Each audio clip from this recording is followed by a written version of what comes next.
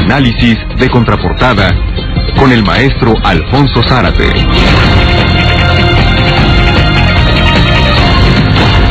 Maestro Zárate, ¿cómo le va? ¿Cómo ve el asunto de Michoacán?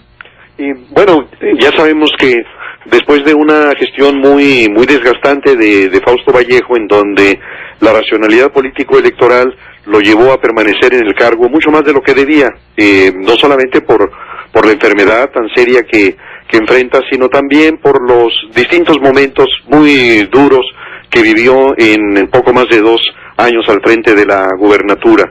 Sin embargo, sus jefes políticos le ordenaron que permaneciera en el cargo para evitar que se tuviera que convocar elecciones, es decir, si hubiera renunciado antes de los 2 años, habría que nombrar un gobernador interino por parte del Congreso y convocar elecciones, y ya sabemos que la situación está tan descompuesta en Michoacán que unas elecciones extraordinarias en un escenario de tensión con los grupos criminales acechando y desde luego con el desprestigio de los partidos políticos habría generado posiblemente un desenlace de derrota para el PRI que se evitó, logrando que Vallejo permaneciera más de 2 años en la gubernatura.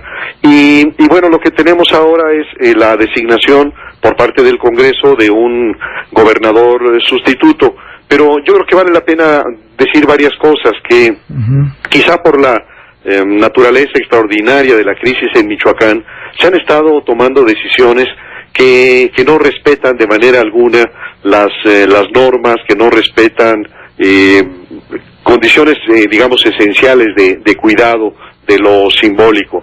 Me refiero, desde luego, en primer lugar, a la designación de un comisionado para la paz y para el desarrollo integral de Michoacán, que es una figura de gobernador de facto que se sobrepone sobre las instituciones políticas del estado de Michoacán y que desde ahí, bueno, pues no solamente tiene mando sobre la estructura de gobierno legítima michoacana, sino también de coordinación sobre las delegaciones federales en Michoacán.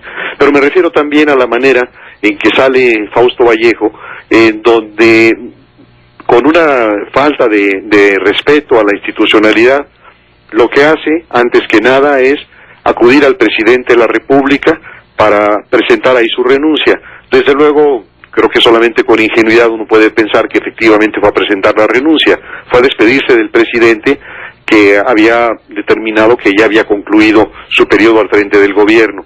Pero incluso antes de esta visita al presidente, el comisionado lleva a un grupo de michoacanos importantes a la Secretaría de Gobernación. Es decir, es un acarreo de alto nivel para que vengan a conocer cuál es la posición del gobierno federal. Vallejo, después de acudir a despedirse con el presidente, lo comunica a Joaquín López Dóriga a través de un tuit. Y finalmente le informa al Congreso, que ya estaba enterado por el Twitter, de la renuncia del gobernador. Entonces, me parece que hay un descuido de las formas, y sobre todo en un país como México, en donde las formas políticas son tan importantes.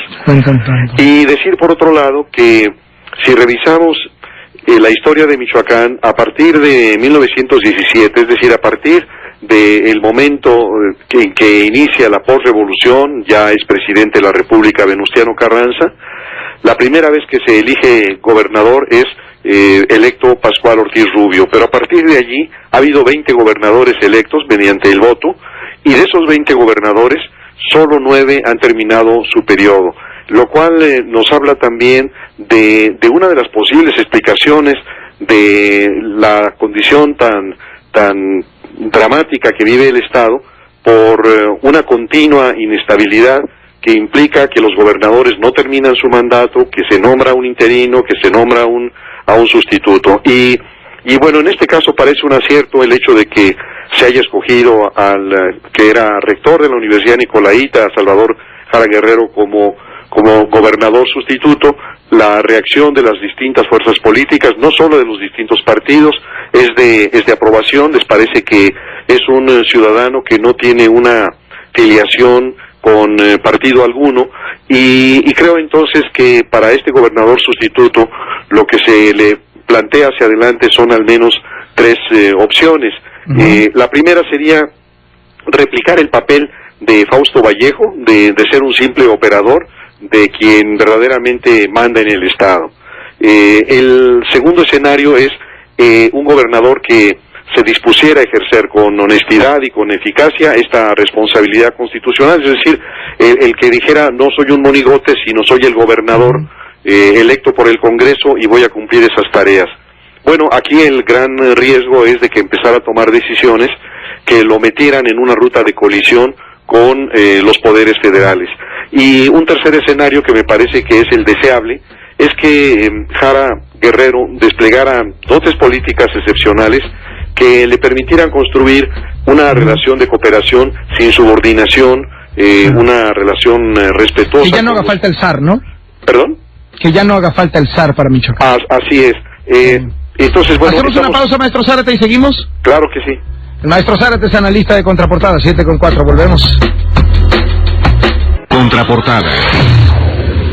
Son las 7:09, así lo marca el reloj de Contraportada. El maestro Zárate está en la línea. Maestro, hablamos de los 3 escenarios para el nuevo gobernador de Michoacán. ¿Cuál cree el más probable? Yo creo que el más probable es el intermedio, es decir, es un escenario en el cual el gobernador va a tratar de ejercer con responsabilidad su función, hacer las designaciones que correspondan de acuerdo con su propio criterio, y que eso le va a meter tensiones con quienes realmente mandan en el Estado. Me parece que eso puede ocurrir, o desde luego el segundo, que es el deseable, pero que me parece muy excepcional, que mostrara una capacidad excepcional de tipo político que permitiera una relación fluida, respetuosa, de coordinación como debe existir entre el Estado y la Federación.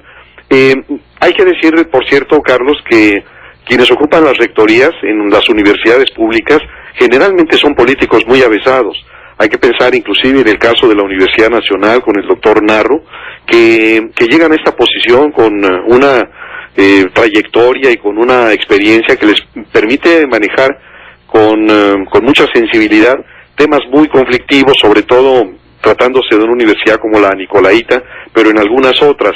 En el caso del estado de Colima, por ejemplo, también el grupo universidad es muy importante, así que el rector seguramente es un hombre de muchas habilidades, que las va a necesitar porque recibe un estado en donde el tema de la inseguridad ciertamente es un tema gravísimo, mayor, pero no es el único. Las últimas semanas le hemos puesto mucha atención, pues por lo que significó el control de los grupos criminales, la empresa en un momento, los Zetas en otro, la familia y finalmente los caballeros templarios, y con esta decisión de cebarse sobre la comunidad, de extorsionar, de secuestrar, de violar niñas y mujeres, etcétera. Entonces eso generó toda esta intervención federal y toda esta atención, pero dista de ser el problema único del estado de Michoacán. Conocemos muy bien la situación en el medio normalista y en el medio magisterial, la manera en que opera la coordinadora, el bloqueo de calles, el secuestro de vehículos, la quema de vehículos, el secuestro de funcionarios.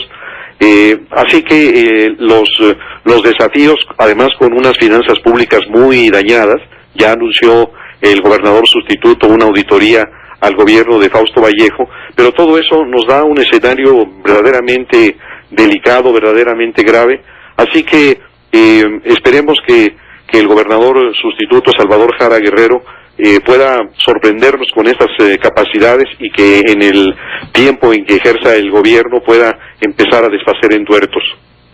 Maestro Zárate, como siempre, muchísimas gracias y un gusto saludarle. Un abrazo, Carlos.